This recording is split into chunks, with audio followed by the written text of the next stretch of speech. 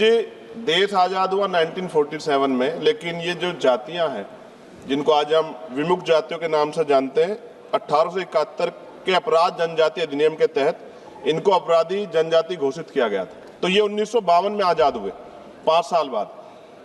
मंत्री जी ने बहुत सारी योजनाओं का जिक्र किया है। आज वर्तमान में डीएनटी, एनटी, एसएनटी समुदाय विभिन्न राज्यों में एससी, एसटी और ओबीसी श्रेणियों में वर्गीकृत है।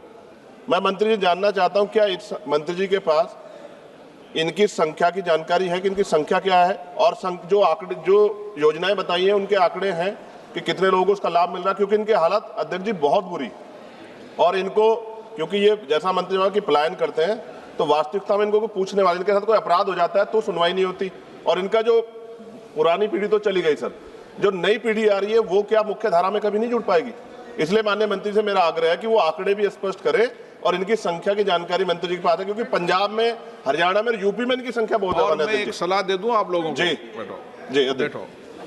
घुमंतु जातियों के जहां जहां भी डेरे होते हैं, सभी मान्य सदस्यों को प्रयास करना चाहिए कि वह जन सहयोग से ऐसी जातियों के अध्ययन के लिए वहीं पर 3-3 महीने का अगर शिक्षा का केंद्र लगाएंगे तो हम आने वाली पीढ़ी को शिक्षित कर सकते हैं। ये प्रयास मैं भी कर रहा हूँ, आप लोगों को भी करना चाहिए।